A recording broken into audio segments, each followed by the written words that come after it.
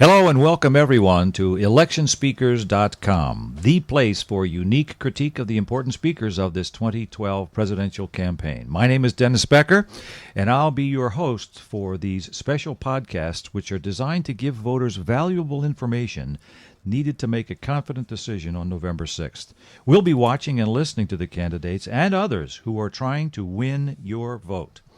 Their talking techniques and their tactics are our exclusive topic for this unique critique. Joining me today from left to right around the radio dial, on my left and yours, is my partner for the last 4 years, senior coaching partner Laurie Schloff. Welcome. Great to be here, Dennis. Next to Laurie is senior coach Robin Maxfield, our storytelling coach. Robin, welcome.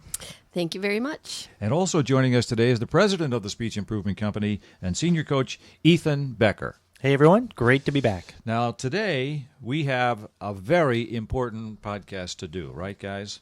Yep. This is the one where we're going to be talking about Vice President Joe Biden and President Barack Obama and how they did at their conventions in Charlotte. So, we have a lot to talk about. Let's get into it. I'd like to start talking about Joe Biden. Now, remember, folks, that we are attempting to make this as objective as possible. We are here to talk about the process of these presentations, these speeches, not the content. Most folks who are out there are talking about the what was said and so forth. We're talking about the how it is being said so that you, the listeners, can put those two things together, process and content, in order to make an intelligent decision. So remember, we're trying to be as objective as possible, and I know some of you have written in and called in and sent us emails and tweets.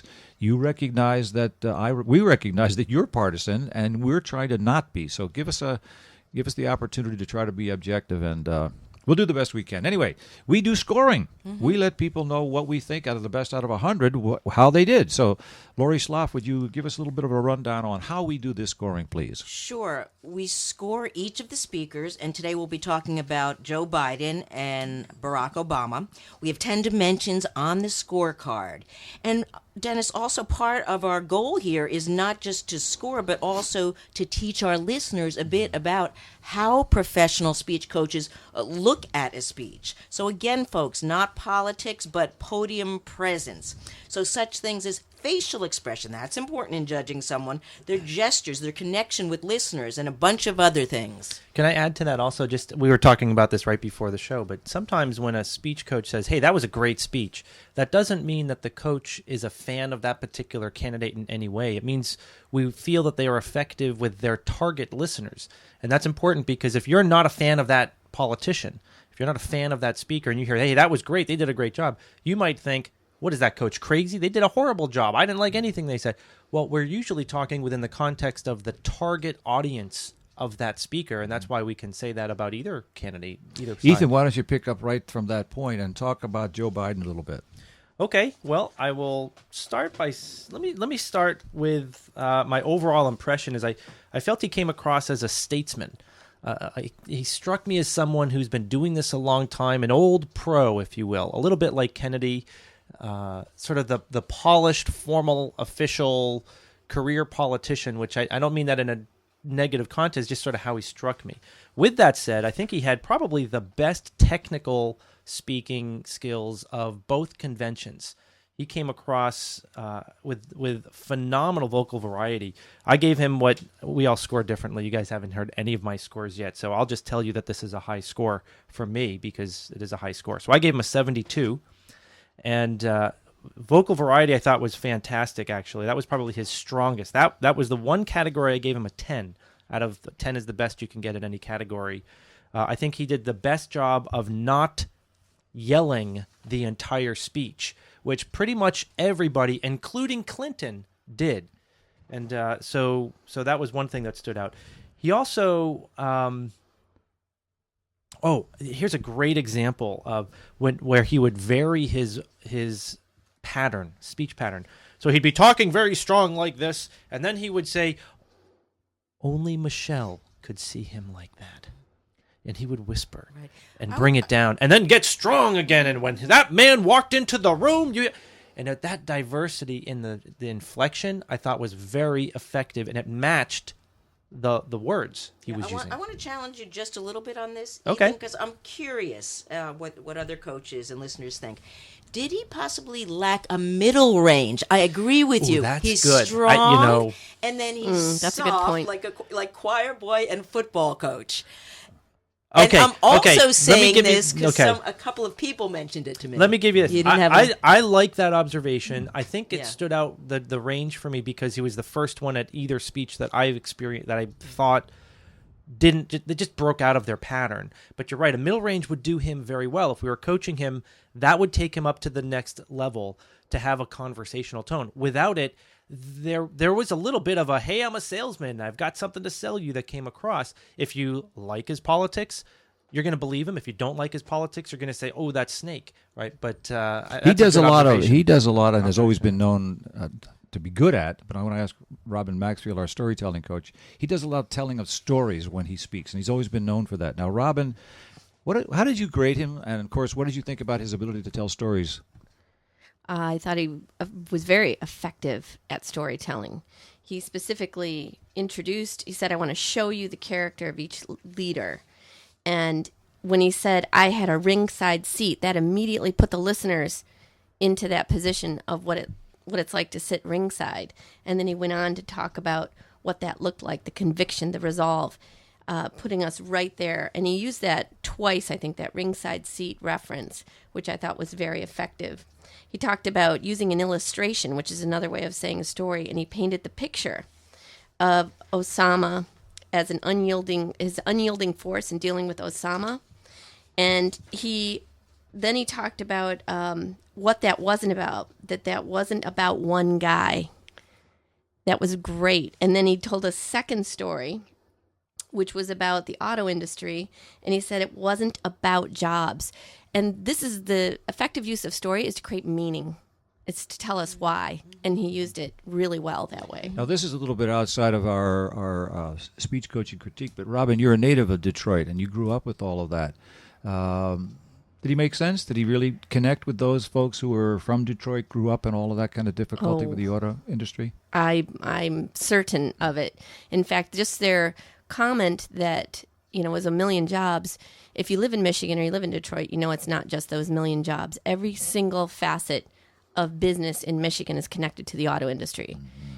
Everything that happens, even a Kinko's, would be affected by the auto industry. Well, we're not going to go there tonight, but we at least have to refer to Jennifer Granholm, the former governor of Michigan. The incredible job she did speaking. She's not on our list tonight because she wasn't in prime time, but we'll all be hearing about her again. But Laurie, how about Joe Biden? Well, how did you score him? Right, though I didn't. My overall score was 74 out of 100, and though I didn't exactly agree with my colleague Ethan on his vocal range, I did give him the best grades of anybody in terms of the concept. That's good for listeners to know of. You look more influential if you take up space, and I felt that Joe Biden was one of the few speakers who literally used the whole lectern. You could see his hands sort of spread out. So he's a guy who in every way takes up space, and that also includes physically. I may also give him the most points for just a natural sense of humor. So now he's quite famous for the bumper sticker line, Bin Laden is dead, General Motors is alive. And again, that's a Biden kind of thing. Funny, but also slightly goofy. The other Biden kind of thing, which I heard him say, in fact, I counted the number of times that he said it, was the word folks. Absolutely. Folks. Now, is that good to use? Well, he had another word, too. The other word was look. I was going to say, that's right up there with the famous, now look. Now look. Yeah, look. So he's very conversational one of the technique. things that speech coaches do. We count these kind of little things. He said the word folks 11 times in the speech. He said the word look 9 times. Now, not good or bad, but let's point to what that means. These are techniques. This is a technique that a speaker uses, and it may not be the word folks or look, but it's a word like that, which is folksy, which is friendly, which is an attempt to come closer to you, bring you closer to him, make you feel as though he's with you, talking directly to you, even though he's talking to thousands and millions of people. He was very good at that. And one of the questions you brought up last week was, do we feel that that's on purpose in the scripts? I think it's on purpose, but I don't think it's in the scripts. I don't think it's. I can't imagine that being written on the teleprompter. No. Although I have done that with clients where when you look at the corporate world where these are not people who speak for a living, but now they have to get up at the big conference and they got to do it. There have been times I've said, hey, look, we're going to put folks on the script because they need that. If they're using a script, if that's something that they're being forced to do by their marketing department. The use of the word look is interesting because I'm almost in my mind seeing a bit of a gender difference because I've heard you, Dennis, and you, Ethan, use it when you're with clients, whereas it's pretty strong because it's saying I'm the authority. Look. I see.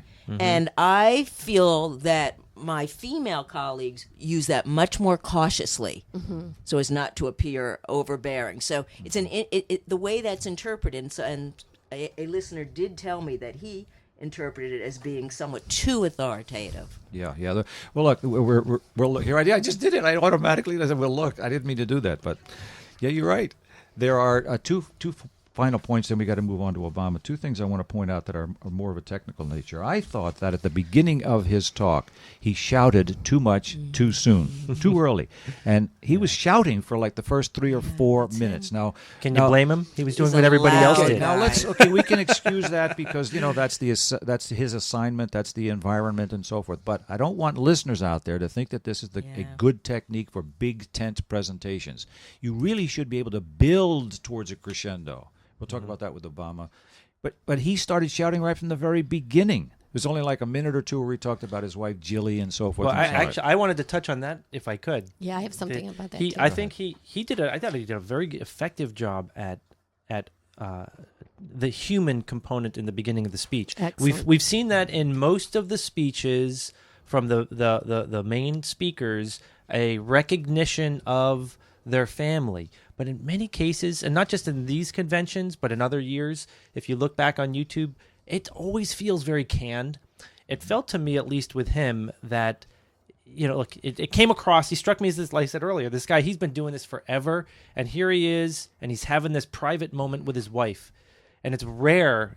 For me, it just felt like it worked. I think Obama did the same thing, but I don't think it was as good as I agree Joe's. with Ethan, and I also think it's a good technique to ground yourself and come as far as a speaker and your nerves, connecting with that one person who's your biggest fan and bringing yourself right to your heart center. In theory, they're your biggest fan. Your spouse. Right. Well, I'm just kidding. I agree with you, though. Supposedly. Folks, let's not Hopefully. forget also how funny the line was. He had asked Jill to marry him 5 times. Yeah. So he said, oh, finally, I realized you loved me from the start. And so not only was it emotional, but it was also funny. Well, Yeah. There were several places with Biden's speech where he stumbled a little bit, and he messed up his articulation a little bit. And the one in particular that I want to point out, and why this is significant, was when he was talking about the auto industry, and he blended the words automobile industry with auto industry, and he came out like automobile, right? It was sort of a stumble, okay?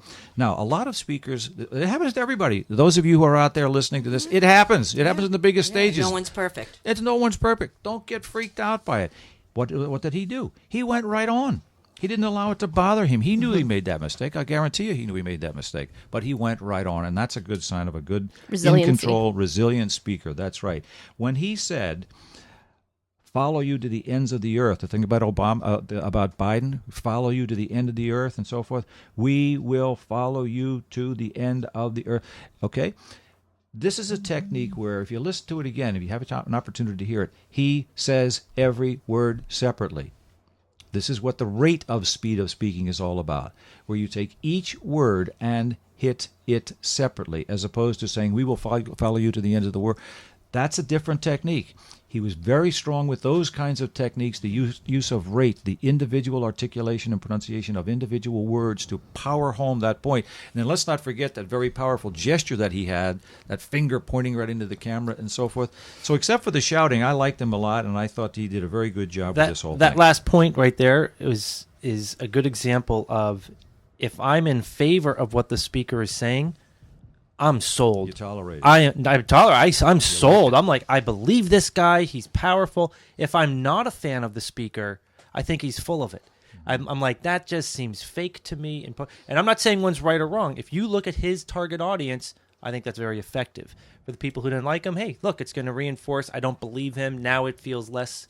He feels less believable. It's a tough dynamic. Tough technique to work. All right, let's talk He about did the it other well, guy. though. The He other did guy do who it well. spoke The other at guy, the gee, convention. who would Yeah, that be? the other guy. All right. This other kid. This young kid, this Obama He has kid. a few more gray hairs, folks. All right. Let's talk about that. I'm going to start with Laurie on this one. Let's start with how Obama did and give us your score and so forth. Give it a couple of critiques, and then we'll go to Robin, Ethan, and we'll talk about it. Go ahead, Laurie. I gave President Obama an 84 out of 100, very high score, pretty much as expected. He is known for being one of the greatest speakers of the 21st century in terms of his public speaking abilities. So let's look at this talk in and of itself.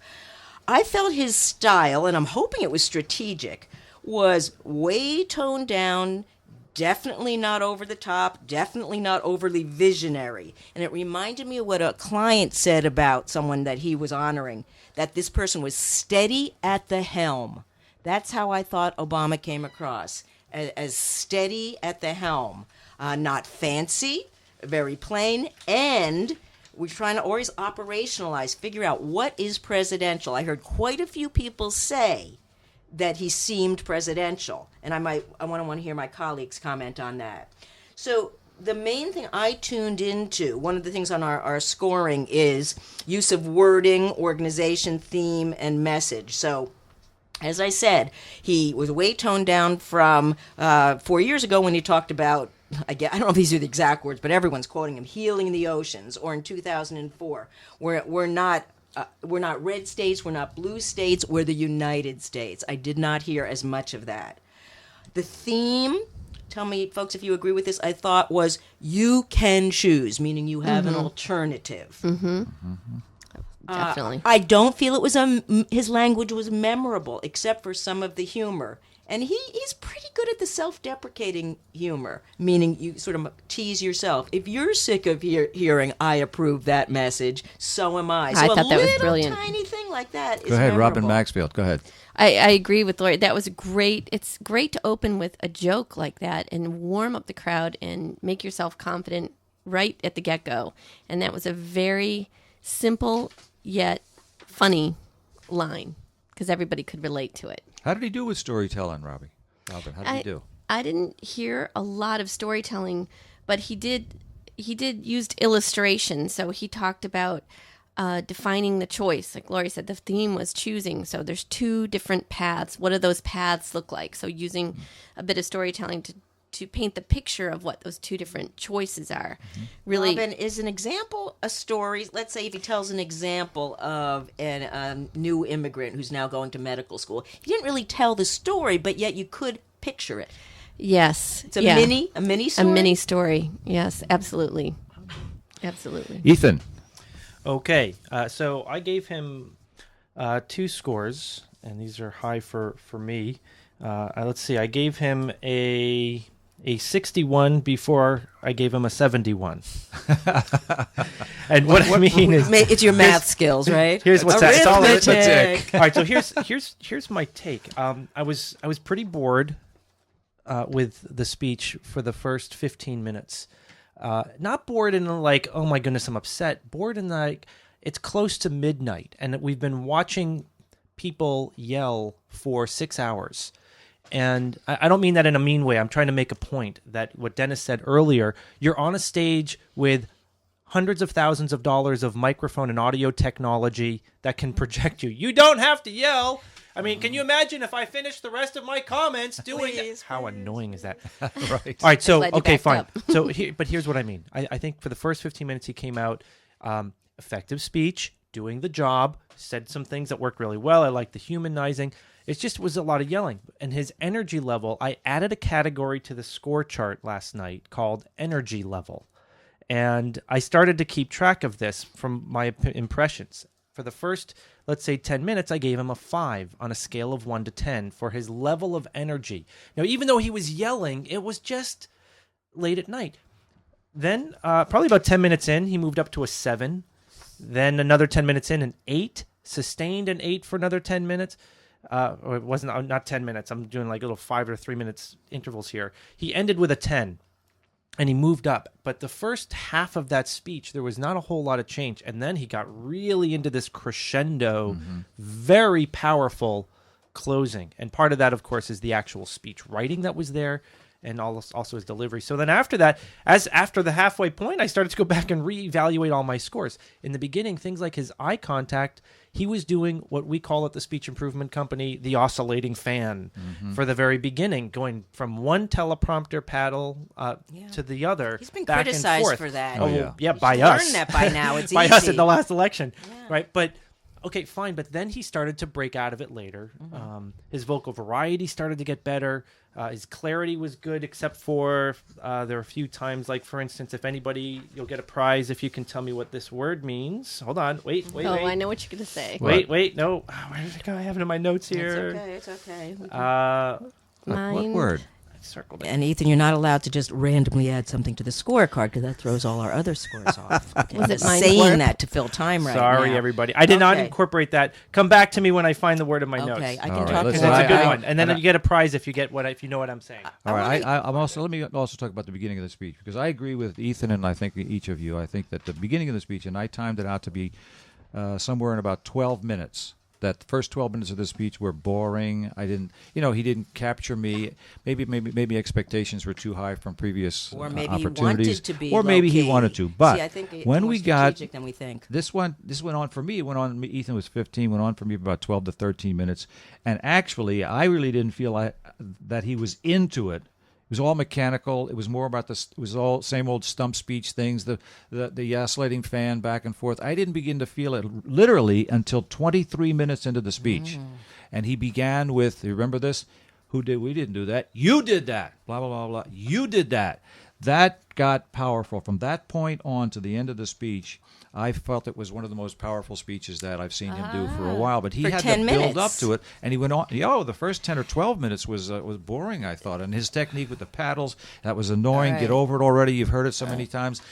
But when he got into you did that, not only did he do it with the words you did that, but we watched very closely. When he used the word you, and you choose or choice, it was bang right into that center camera. Forget the paddles. He was bang right into that center. And that is on the script, I think. He did that. You did that as well as Joe Biden. Joe Biden did it with you're the one who did it. You're the one. So there's a comparison between the two of those that I thought worked very well. Did you find your word, Ethan? Nobody is. Nobody is. Nobody is. Assimilation. Yeah, Nobody is. Assimilation. That's Anybody know what I'm called, saying? Yes. Nobody Nobody is. Nope. No? Not even that. Are you really? Nobody is. What is it? What then? is Biden is? Nobody is a democracy on wisdom. Nobody has? No party has a democracy on wisdom. I mean, look, this is the kind of Oh. nitpick stuff that speech coaches Yeah, have. you I gotta don't think get it. anybody That's- else. that's I picked up on it assimilation. immediately. Now, but this is what's also interesting in the context of a long form speech.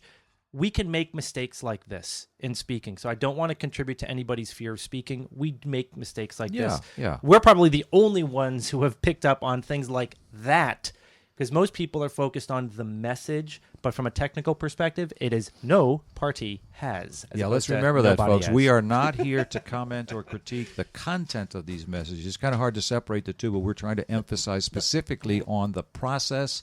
That's why Ethan picks up things like that, and to help you pick up things like that, Right. that when you listen on. Lord. Also, the question of someone with Obama's experience and intelligence and the best resources in terms of speech writing and coaching, he absolutely could have done something like that strategically, and we call that code switching. You He can didn't do that switch the way strategically. you can switch the way you talk. I want to say one other thing about language and get the coach's input on this. I noticed that he did some negative stuff. I refuse to. I will never turn Medicare into a voucher system. And then, Dennis, you started to like it when he said, the election's not about me, it's about you. Right. You are the reason a homeless girl Yeah. won her science contest. And he had a real pattern there that real pattern. seemed to really impress you. I don't know about other folks. Still, I would have to say, considering it was whatever you said, 22 or 23 minutes in, let's face it, wasn't a great speech. Yeah, and remember, too, like we said earlier, it was already pushing 11 o'clock at night. These folks had been sitting for how many hours? But let's also zoom the picture back. Is he talking to the 20,000 in that room or the 20 million who may be watching? I Or thought both? he was very aware. So was Joe Biden, very aware of to whom they were speaking when, which lines, and when he ever said, "I'm asking for your vote," Obama. Boy, did that throw me back to Tip O'Neill and the old. That's old school. Interesting. Ask for the vote. I didn't hear many I other picked up speakers on that. in the RNC Yeah. or the DNC do that. Ask for the vote. He asked for I the think vote. Romney did actually. He may have. Yeah. But it did. Maybe But he it was did. in a different context of Yeah, the speech. yeah. But this was deliberate. Yeah, He that's was right. interesting. I want your vote, and this is very old school. So I think he and Biden had that kind of old school rhythm. But to Laurie's point about the speech, I think being a good speech, a bad speech, I think it was a very effective speech. There are huge opportunities for improvement. I think that we can see from a technical perspective. He could have taken it to a next level. Was it effective? Was it memorable? Do his followers leave that speech saying, "I'm excited, this was good"? I think he got that. That crescendo close is what really helped to seal the deal.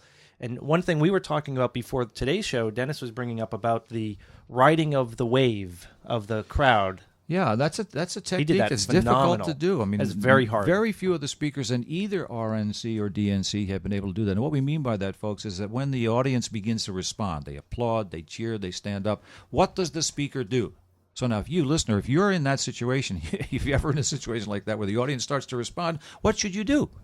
This is what we talk about riding the wave. It's a big wave. It's building, and they're getting exciting, and they're laughing, and they're cheering. Now, what do? You stop talking? Do you wait? Do you continue? Both Biden and Obama seemed to know very well how to ride the wave, knew when that they had to get louder and they had to speak up and their arms would have to go up, et cetera, et cetera. And then it They builds. knew that. And it builds. Yeah, that builds the yeah. audience. Yeah. I thought both of them did a Yeah. very good job with that. You know who Elizabeth Warren, when she first came out, the crowd was going nuts, and I can't remember the count. I think it was less than 5 seconds when she says, "Okay, stop now," like stop, like she's putting her hands down. Now, she was on the radio today talking about feeling nervous when she first got out there, and I was so glad that she said that from a Admitted it, coach's yeah. perspective, not political, but because so many people experience that nervousness. And this is a good example. When the crowd's going crazy and you're the speaker, you might feel like you're up there forever when it's really only a couple seconds. And the technique these guys do well, they allow that to happen, and they know exactly when to jump up on the surfboard and ride that wave of Now, the crowd. Robert Maxfield, going forward, now we've got between now and the election, the campaign, the conventions are over. These big tent things are over for the most part. There may be some others that will happen here and there, but look at storytelling for a moment. Do they need to continue? Do they need to build? Do they need to tell the story better? And or is that part of laying out the specifics of the platforms that they're both on? What role does storytelling play between now and election time? Storytelling is the most effective way to persuade anyone. When the story resonates with them, when you're telling their story, and then you're telling them how the story is going to unfold or how it's going to end as a result of a choice they make, it's the fast way to persuade. And if they're good at it, they're going to do better with it. It's just one of those things. You have to really see it as a tool and use it effectively. I just wanted to make one other point to what you said about riding the wave. It's also very important for them to have this nonverbal body language when that's going on. So what do they do? It's not just waiting. It's what do you do while you're waiting that's very important. I think Obama's going to be criticized for what he did while he was waiting. Part of the time, if we divide it, it's probably 50-50. Part of the time, his hands went up, he leaned into the microphone and the camera and so forth. But there were other times, and I'm sure he'll hear criticism for this too, and we have to point it out. He stood there, plain face, chin up in the air, looking, here's going to be the word we're going to hear, looking imperious, looking as though he's above all of this. Now, he's going to take criticism for that. I recall seeing him like that as a speaker many times over his career, so I don't think he was doing it for that event. That's kind of the posture he takes, and that may be part of what Joe Biden referred to as his having a steel spine, that sense of strength. Maybe that's the way he shows it, but we will hear about that. You're also reminding me as an instructional point for our listeners is that even when you're on stage as a listener, let's say if you're on a panel, you are being watched. Yeah, every time. Yeah. Well, listen, we're all being watched and listened to, and I wish we had a lot more time, guys, but we don't. That's all the time we have for this particular podcast. We're going to be back again. We come back every Monday. We post every Monday now from now till the debate time, when we will be on live during the debates. And we'll talk to you a lot more about that. And perhaps you'd like to be part of our audience at that time. We're going to be taking calls and have folks in the studio with us. And we'll talk more about that a little bit later. And until that time, that's all we have time for today on this edition of electionspeakers.com. We'll be back with you with more of this most unique critique of the important speakers in this 2012 presidential campaign. And until that time, I want to thank our coaches today, Laurie Schloff, Robin Maxfield, and Ethan Becker, for being with us. And until we talk again next, I'm Dr. Dennis Becker saying thanks for listening and bye for now.